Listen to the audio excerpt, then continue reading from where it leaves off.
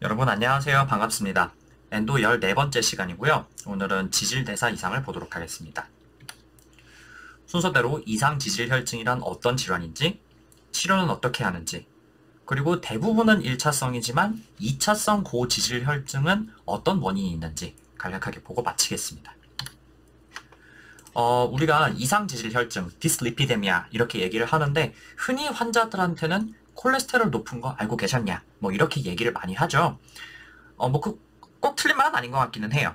근데 뭐 어쨌든 이제 콜레스테롤에 이상이 있다 이렇게 얘기를 하면은 이제 뭐 TG, HDL, LDL 뭐 이런 거 가지고 설명을 하는데요. 대체 이게 뭘 하는 놈이길래 자꾸 LDL은 안 좋고 HDL은 좋다고 하는 거냐? 이걸 알고 계셔야겠죠. 자, 그래서 요 그림을 보면서 제가 이제 설명을 드릴 텐데요. 요거 그림에 있는 내용이랑 옆에 설명 적혀놓은 거 이거 막 그렇게 자세하게 이해하실 필요 없어요. USMLE 스텝 1에만 이렇게 막 까다롭게 물어보는 내용 나오고요. 제가 지금부터 간단하게 설명 드릴 거 정도만 알고 계시면 충분합니다. 자, 그러면 우선은 우리 몸에서 이제 우리가 이제 음식을 먹으면서 외부에서 지방을 섭취를 하면은 요 지방이 장에서 소화가 된 다음에 인테스티널 셀로 흡수가 되죠. 그리고 요거를 그대로 혈액에 내보내면 안 되기 때문에 이걸 다시 트라이글라이세라이드로 합성을 합니다. 근데 이 트라이글라이세라이드는 지방 방울이잖아요. 그걸 또 그대로 혈액으로 내보내면 당연히 안 되겠죠. 그래서 이거를 카일로미크론이라는 형태로 합성을 한 다음에 내보내는 겁니다. 이제 그냥 내보내면은 이제 당연히 둥둥둥 떠가지고 머리 위로 올라갈 거 아니에요. 그러니까 그렇지를 못하고 이제 물에 녹는 형태, 카일로미크론이라는 모양으로 만들어가지고 보내는데 혈액으로 바로 내보내는 게 아니고 림파틱스를 통해서 내보내면은 요게 이제 thoracic duct를 타고 쭉 올라가가지고 left subclavian vein에 이게 쑥 들어가는 입구가 있습니다. 그래서 요 카일로미크론이라고 하는 거는 결과적으로 간을 거치지 않고 시스테믹 서큘레이션으로 바로 유입이 되는 거네요. 그러면 요 카일로미크론이라고 하는 거는 TG, 그러니까 이제 그 지방 방울, 요거를 굉장히 많이 갖고 있는 그런 덩어리예요. 그래서 얘가 이제 그 페리퍼럴 아디포사이트, 지방 세포들에 지가 갖고 있던 TG를 free fatty acid 형태로 전달을 자꾸자꾸 이렇게 해줘요. 그러고 나면은 지가 갖고 있는 걸 남한테 줬으니까 크기가 점점 작아지겠죠? 그러다가 크기가 충분히 작아지면은 이게 결국에는 헤파토사이트에 업테이크가 됩니다. 그러면 간은요, 이 카일로미크론에서 얻은 TG랑 그 다음에 자체로도 또 TG를 합성을 하죠? 이제 그렇게 합성한 TG들하고 그 다음에 간에서는 또 이제 콜레스테롤을 합성을 할 수가 있으니까요. 요것들을 모아가지고 다시 또 이제 페리퍼럴 티슈로 보내주는 작업을 해요. 근데 요때는 이름이 카일로미크론이 아니고 VLDL이라는 형태로 이 라이포프로틴을 만듭니다. 근데 이 VLDL도요, 카일로미크론하고 기능은 거의 똑같아요. TG랑 콜레스테롤이 같이 들어있는데 TG를 페리퍼럴 아디포사이트에 전해주는 겁니다.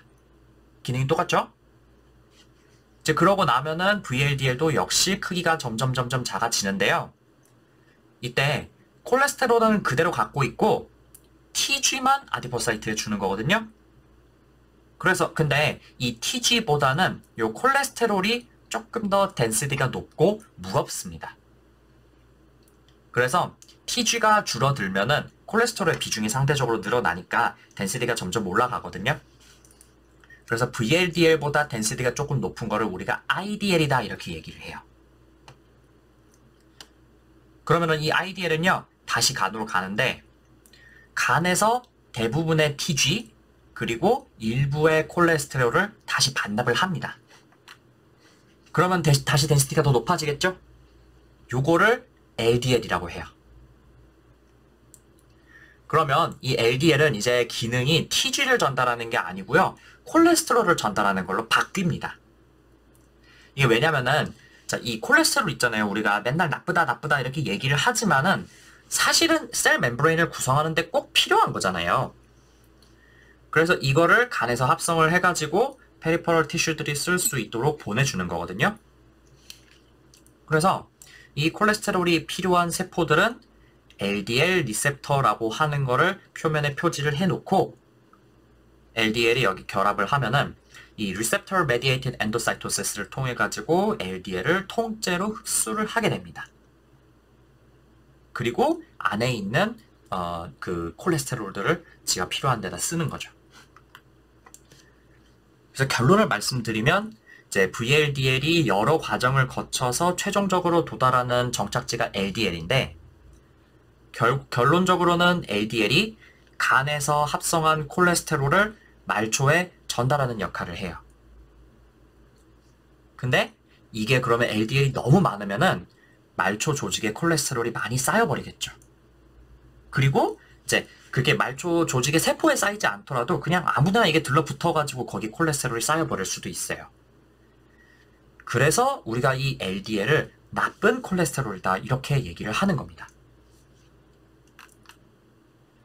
그런데 이 콜레스테롤이 말초 조직에 너무 많으면은 이걸 다시 걷어오는 역할을 하는 것도 있어야 되겠죠.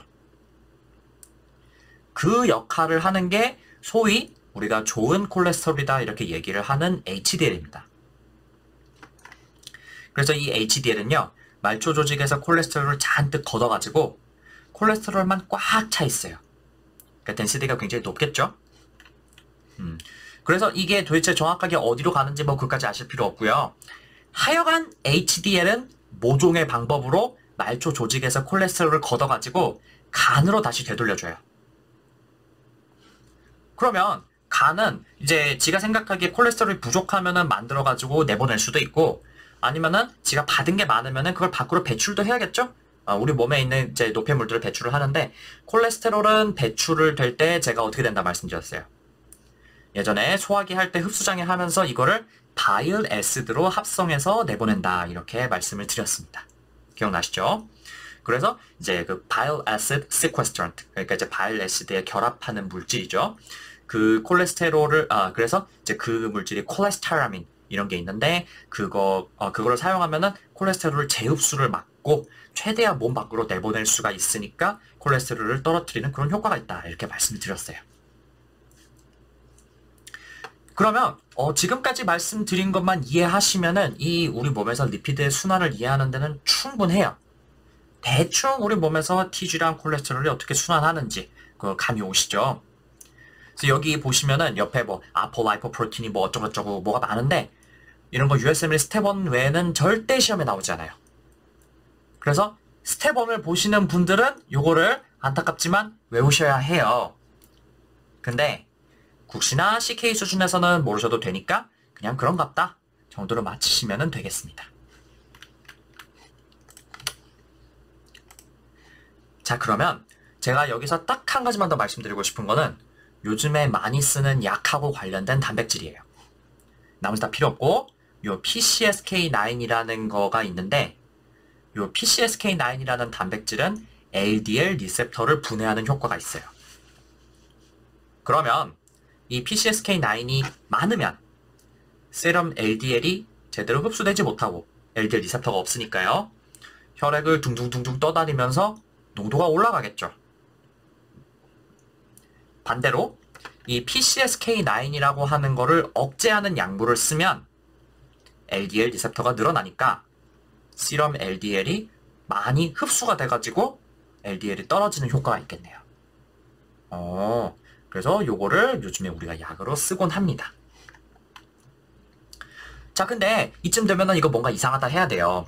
그럼 이 PCSK9 이니비터를 쓰면 LDL이 줄어드는 거는 맞는데 그건 결국 말초 조직이 그걸 다 흡수해가지고 그런 거고 결국에 페리퍼럴 티슈에 콜레스테롤이 쌓이는 것 자체는 막을 수가 없는 거 아니냐?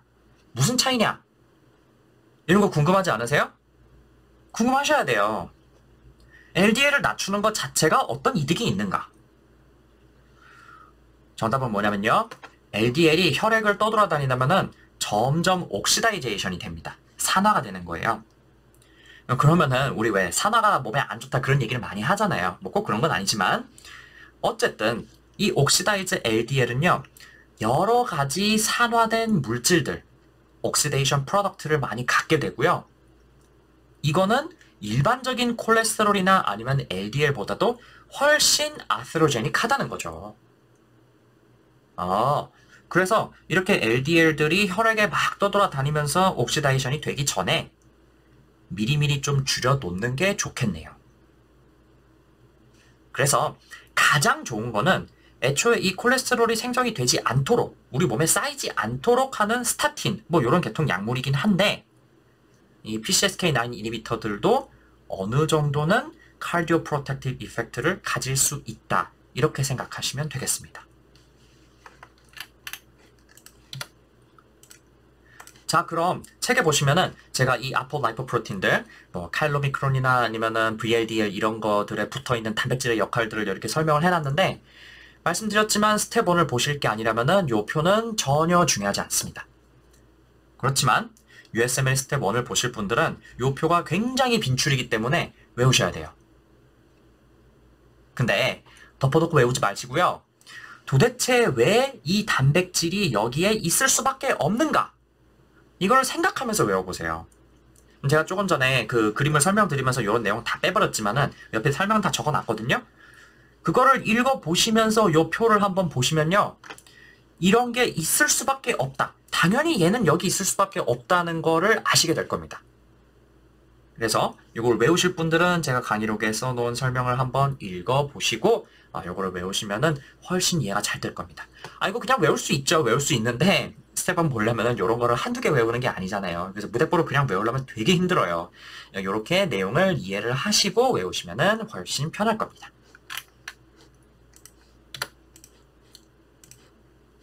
자, 그럼 이런 리피드의 서큘레이션이 제대로 되지 않으면은 뭔가 수치가 계속 높아지는 하이퍼리피데미아가 생길 건데요.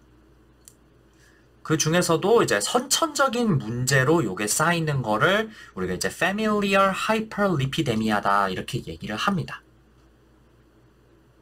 그래서 그 중에서 어디가 잘못되었느냐에 따라 가지고 유형이 여러 가지가 있는데 다 아실 필요는 없고 요 타입 2A hyperlipidemia 또는 familial hypercholesterolemia 라고 부르는 요거 한 가지만 아시면 충분합니다. 요건 어떤 병이냐면은 이제 조금 전에 LDL이 LDL 리셉터와 결합을 하면은 그게 세포의 receptor mediated endocytosis를 통해서 흡수가 된다. 이렇게 말씀을 드렸죠. 근데 이제 이 LDL 리셉터에 뭔가 문제가 있어가지고 그게 잘 안 되는 거예요. 그러면 LDL 수치가 굉장히 높아지겠죠.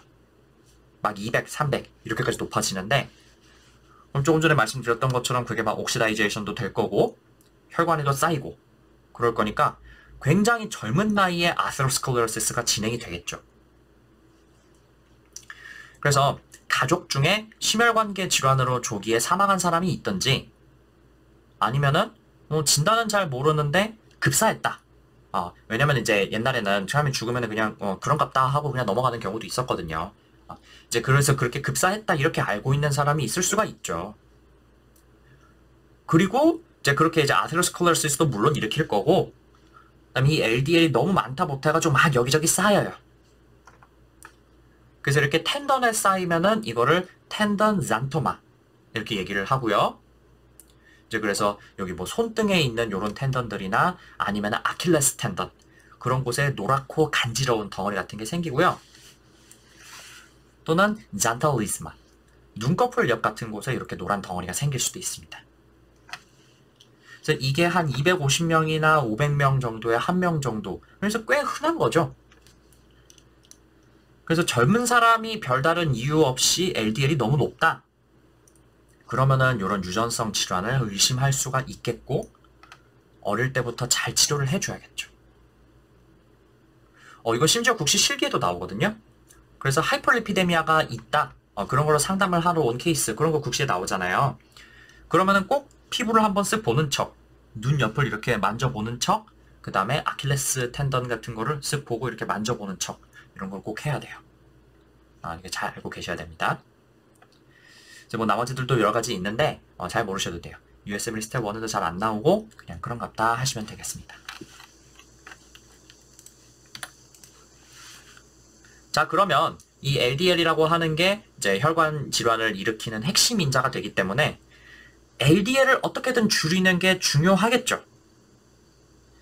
근데 이제 그럼 LDL의 목표 수치를 잡아야 될 텐데 LDL은 혈액에서 직접 측정을 할 수도 있지만 전체 토탈 콜레스테롤, 그다음에 TG, HDL 요거를 측정을 한 다음에 요것들에서 추정치로 계산을 할 수도 있습니다.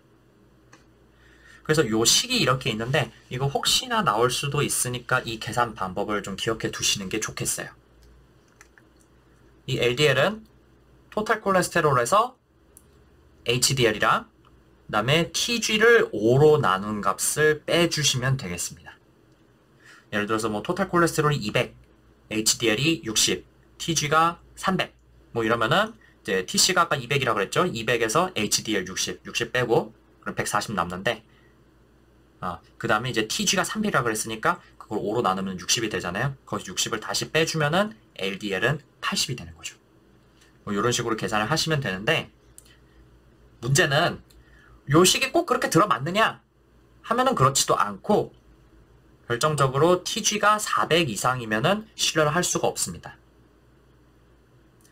그래서 로컬에서 이제 요걸 LDL을 직접 측정을 하면은 요게 돈이 좀 더 수가가 나오기 때문에 이제 수가가 낮겠죠. 환자가 그럼 부담스러워 하죠. 그래가지고 최대한 이제 좀 싸게 해주기 위해서 이 LDL을 이제 계산을 안 하는 경우도 있는데 그래도 가능하면은 사실은 직접 측정해 주는 것이 정확하다. 이렇게 되어 있습니다. 어쨌든 환자에 따라서 이 LDL을 대체 어느 정도까지 낮출 것이냐 그 목표를 잡는데 그 목표를 Cardiovascular Risk Factor의 개수에 따라서 다르게 잡습니다. 그래서 이 관상동맥 질환의 주요 위험인자 이것들 알고 계셔야겠습니다. 참고로 말씀드리는데 요거는 이미 아직 그 동맥 질환 같은 게 없는 사람한테서 계산을 하는 겁니다. 이미 뭐 MI가 왔다든지 뭐 스트로크가 왔다든지 그런 사람한테는 요거 계산은 필요 없어요. 그냥 이제 primary prevention 아직 병이 생기기 전에 미리 막기 위해서 쓰는 게 요 cardiovascular risk factor 계산입니다. 첫 번째, 남자는 45세 이상, 여자는 55세 이상이다. 그럼 자동으로 리스크 팩터 하나 생기는 겁니다. 두 번째, 가족 중에 관상동맥을 앓은 사람이 있는데 그 발병 나이가 남자 부모 형제는 55세 이전, 여자 부모 형제는 65세 이전이다. 그러면은 요렇게 이제 생겼으면은 빨리 생겼다 이렇게 보는 겁니다. 그래서 가족 중에 이런 게 빨리 생긴 사람이 있다. 그러면 나도 리스크가 있어요. 그리고 지금 담배 피는 사람, current smoker. 또 혈압이 140에 90 이상이거나 아니면은 이제 140에 90 이상을 찍어가지고 지금 혈압약을 먹고 있는 사람. 마지막으로 LDL-C가 40 미만으로 낮은 사람. 그러면은 이렇게 이제 각각 해가지고 총 5개까지 인자를 가질 수가 있겠네요. 근데 만약에 HDL이 60 이상으로 굉장히 높다. 그러면은 요거는 반대로 프로텍티브 이펙트가 있기 때문에 리스크 팩터 숫자를 하나 줄이게 되어 있습니다. 그래서 이 숫자를 계산해가지고 LDL의 치료 목표를 잡는데 이제 리스크 팩터가 없거나 아니면은 한계다. 그러면은 LDL 목표를 160으로 잡습니다. 그렇지만 리스크가 2개 이상이다. 그러면은 목표를 130으로 조금 더 스트릭트하게 잡습니다. 근데 이제 요런 거 말고 애초에 뭐 당뇨가 있었다든지 경동맥에 아테로스클레로시스가 있다든지 뭐 그러면은 이런 리스크 개수에 상관없이 그냥 바로 목표를 100으로 조금 더 스트릭트하게 잡습니다. 아니면은 이미 MI가 왔다. 뭐 TIA나 스트로크가 왔다. 또는 페리퍼럴 아터리 디지즈가 이미 있다. 그러면은 LDL 목표를 70으로 더 엄격하게 잡습니다. 근데 요거 좀 약간 옛날 방식이고요. 이제 사실은 이제 이 10-year atherosclerotic cardiovascular disease risk 이제 ASCVD 리스크라는 거를 직접 계산을 해가지고요. 요 캘큘레이터가 있거든요. 이를 측정을 해가지고 요게 이제 7.5% 이상이면은 바로 스타틴을 줘라 이렇게 되어 있는데요. 요게 아시안한테는 잘 맞지 않는다 이렇게 되어 있어요. 그래서 아직까지 우리나라에서는 요 리스크 팩터 숫자에 따라 가지고 목표를 잡고 있습니다. 그래서 요거를 이용해 가지고 이제 진료도 보고요. 그 다음에 이제 시험 문제도 그렇게 풀면 되겠어요. 이제 다시 정리해서 말씀드리면은 토탈 콜레스테롤이 190 이상이거나 아니면은 LDL이 160 이상이면은 무조건 스타틴을 시작을 하는 거고요. 그리고 위험 인자가 2개 이상이면은 LDL 목표를 130으로. 그리고 당뇨, 경동맥 질환, 트리플A가 있으면은 목표를 100으로 잡아라 이렇게 되어 있는데 국내 가이드라인은 아직 이래요. 근데 사실 2020년에 자마에서 그 이제 여기 이제 잘 안 보실 수도 있겠는데 보시면은 그 어딨지? 뭐 하여간 있어요. 그 당뇨가 있으면은 설령 100보다 낫다고 하더라도 무조건 스타틴을 써라. 이렇게 해서 굉장히 강력한 권고안이 나왔습니다. 그래서 이게 국시 볼 때는 제가 알기로는 이제 LDL 100 이상 넘을 때만 스타틴을 주면 된다 이렇게 알고 계시면 되는데 USML의 기준으로는 LDL이랑 상관없이 무조건 줘야 된다 이렇게 생각하시면 되겠어요. 마지막으로 큰 혈관 질환들 MI, TI나 스트로크, PAD 이런 거 있으면은 70 미만으로 아주 엄격하게 조절을 한다 이렇게 알고 계시면 되겠고요. 그래서 이렇게 만약에 LDL이 목표보다 높게 나왔다. 그러면은 스타틴부터 투여를 해가지고 LDL 잡는 게 원칙이고요. 요즘 이제 TG도 중요하다. 그래서 TG도 치료를 해줘야 된다 이렇게 돼 있는데 이제 TG가 여기 200이라고 나와 있는 데도 있고 150이라고 나와 있는 데도 있어요. 하여간 150에서 500 정도다. 그럼 높은 거거든요. 일단은 그러면은 스타틴을 주면서 LDL을 빨리 교정을 해주고 그 다음에 스타틴이 TG도 낮춰주는 효과가 있어요. 그래서 하여간 스타틴을 주면서 TG가 잘 조절되는지 보고요. 그래도 TG가 떨어지지 않으면 파이브레이트, 나이아신, 오메가3 이렇게 TG를 낮출 수 있는 약을 줘야겠습니다. 그런데 만약에 TG가 500 이상 높다. 그러면 일단 이제 팬크레아타이티스 리스크가 있거든요. 그래서 이제 방금 말씀드렸던 요 약들을 줘가지고 빨리 TG를 낮춰줘야 되는데 보통은 파이브레이터 효과가 좋기 때문에 요걸 바로 주겠습니다. 당연히 생활습관 개선해야죠. 식사 조절, 체중 감량, 운동 뭐 이런 거를 해야 되겠습니다. 자, 그러면 약물들에 이제 대해서 구체적으로 설명을 드릴 텐데 약물 종류는 다양해요. 그래서 LDL을 잘 낮추는 약도 있고 TG를 잘 낮추는 약도 있어요. 근데 LDL을 잘 낮추는 약은 스타틴, 에제티마이브, 그 다음에 콜레스테롤을 비롯한 바이오에시드 결합제제, 그리고 비교적 최근에 인기가 높아진 PCSK9 이니비터입니다. 요것들은 주로 LDL을 낮추는 약물이고요. 사실 TG를 낮추는 효과도 약간씩 있기는 해요. 그리고 TG를 낮추는 약으로는 파이브레이트를 가장 많이 쓰고요. 나이아신이나 아니면 오메가3 이런 것도 영양제 개념으로 꽤 먹습니다. 물론 얘네가 TG만 낮추냐? 그렇지 않아요. 약간 LDL도 낮추는 효과 있어요. 그리고 무엇보다도 스타틴이 사실 TG를 좀 낮추는 효과가 있거든요. 그래서 사실은 스타틴으로 조절을 시작을 많이 합니다. 여기 밑에 보시면은 제가 조금 전에 얘기했던 TG 조절 방법들 다시 적혀 있는데 확인하시고 시험에 가끔 나오는 게 요 나이아신을 먹으면은 피부가 막 가렵고 그럴 수가 있습니다. 왜 그러냐면은 얘가 히스타민이나 아니면은 프로스타글란딘 분비를 촉진을 한대요. 그래서 요게 한 달 정도 먹다 보면은 적응이 되는데 그 전에 너무 가려우니까요.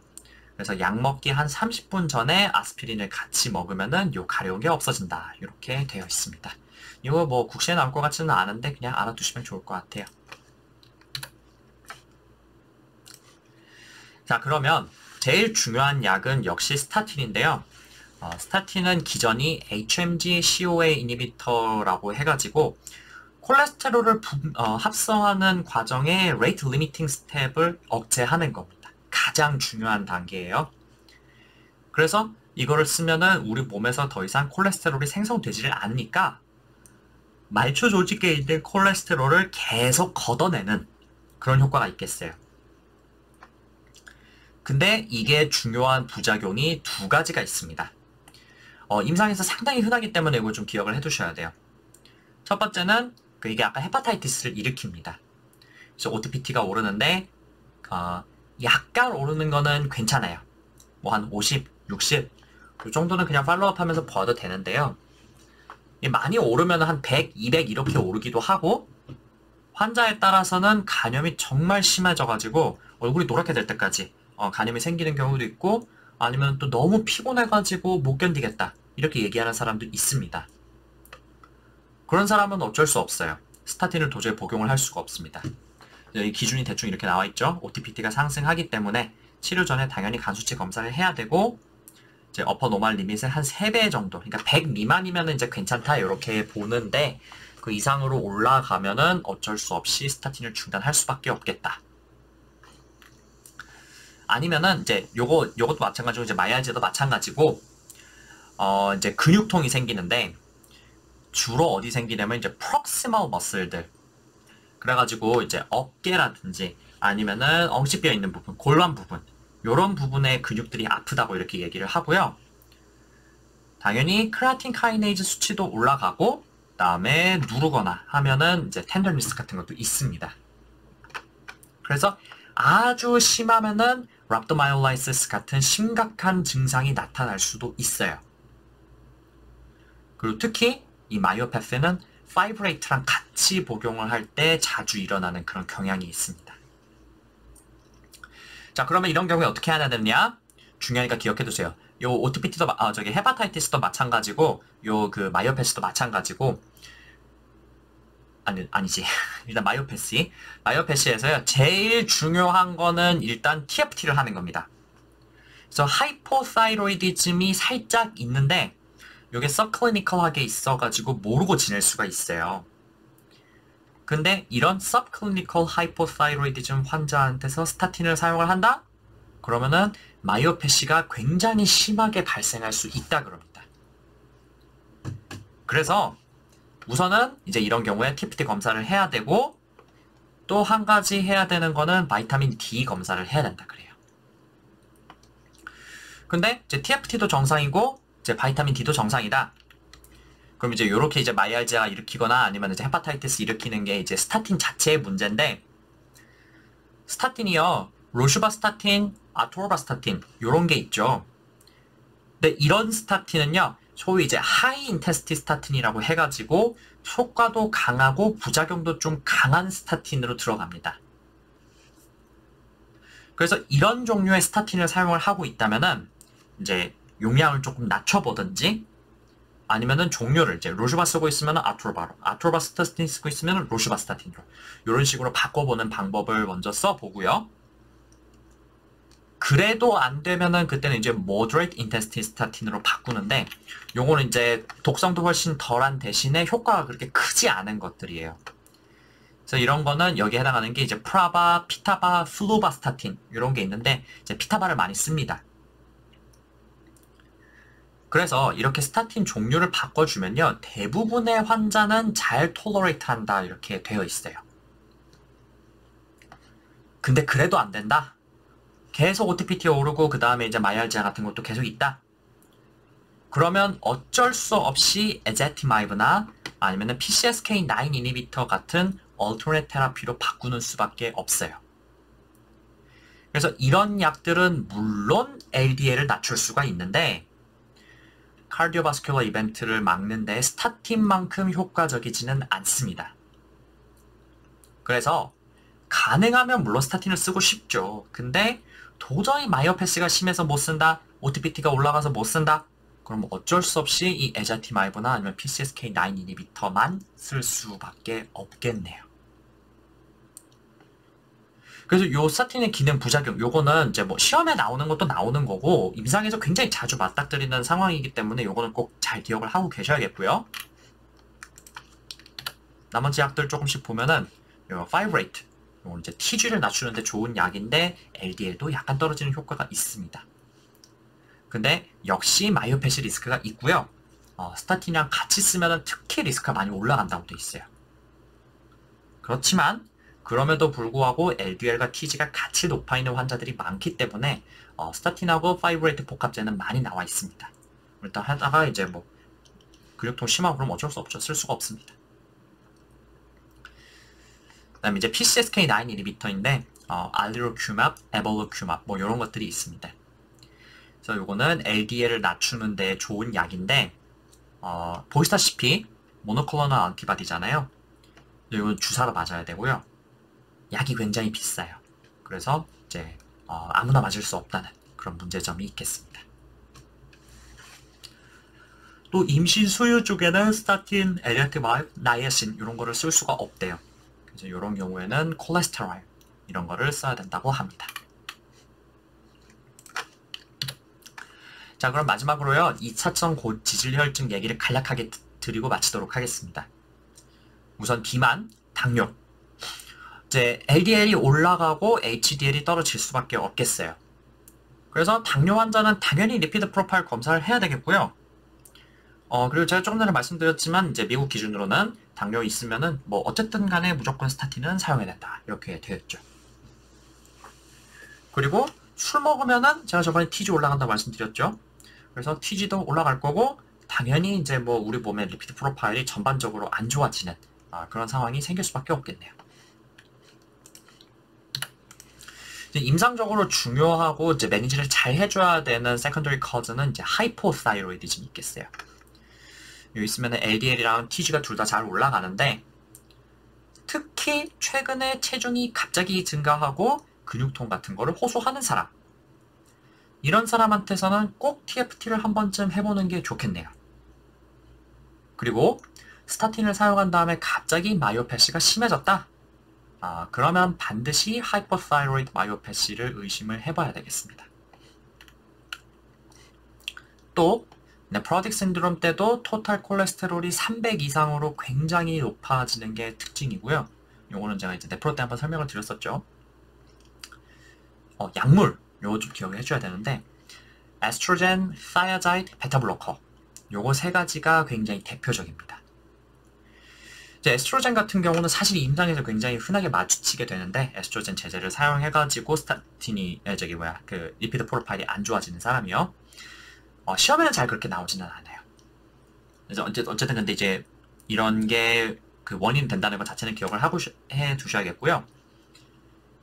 제가 당뇨 환자한테서는 혈압 조절할 때 사이아자이드랑 베타블로커 될 수 있으면은 안 쓰는 게 좋다고 여러 번 말씀드렸죠. 이제 그 원인 중에 하나가 이제 베타블로커 같은 경우는 저번에 뭐라 그랬어요. 리피드 프로파일도 안 좋아지고 그다음에 당도 조절 잘 안 되고 하이퍼글라이세미아 뿐만 아니라 하이포글라이세미아도 잘 생기고 하이포글라이세미아 생겼을 때 이제 그 마스킹 효과가 있어가지고 이제 잘 쓰지 않는 게 좋다 이렇게 말씀드렸죠. 그리고 또 이제 사이아자이드도 들어갑니다. 왜냐면은 리피드 프로파일이 안 좋아지는 효과가 사이아자이드에 원래 있기 때문에. 그래서 이런 메타볼릭 사이드 이펙트가 있는 약이기 때문에 가능하면은 당뇨 환자한테서는 쓰지 않다. 당뇨나 아니면 고지혈증 환자한테는 쓰지 않는 게 좋겠고요. 또 그 다음에 이런 메타볼릭 사이드 이펙트 있는 대표적인 약이 이 사이클로스포린입니다. 장기 이식 받은 환자한테 면역 억제하려고 쓰는 약이죠. 근데 이 약이 당뇨, 고지혈증, 고혈압 다 심해져요. 그래서 이게 꼭 필요한 약이기는 한데 좀 골치 아픈 약이다. 그래서 잘 조절을 해줘야 되는 약이다 이렇게 기억하시면 되겠고 이제 에스트로겐, 사이아자이드, 베타블로커, 사이클로스포린 이렇게 한 4가지 정도 기억하고 계시면 아주 좋겠어요. 자, 그럼 이렇게 해가지고 지질대사 마치겠습니다. 오늘도 좀 이론적인 얘기를 많이 했네요. 가이드라인 바뀌고 뭐 이런 얘기도 요즘 했는데요. 이 부분은 워낙 조금씩 바뀌는 경우가 많아가지고 제가 오늘 한 얘기가 꼭 다 맞고 그런 것도 아닙니다. 그래서 자주 학회 발표나 아니면은 가이드라인 이런 거를 찾아보면서 뭐가 바뀌었는지 확인해 보실 필요가 있겠습니다. 이제 좀 피곤하죠. 외울 것도 많고요. 어쩔 수 없으니까 좀 잘 봐야 되고요. 복습하시고 문제 풀어보시면서 오늘 말씀드린 것들을 잘 적용해서 문제를 한번 풀어보세요. 그럼 다음 시간에는 비만과 대사증후군 단원 보도록 하겠습니다. 감사합니다.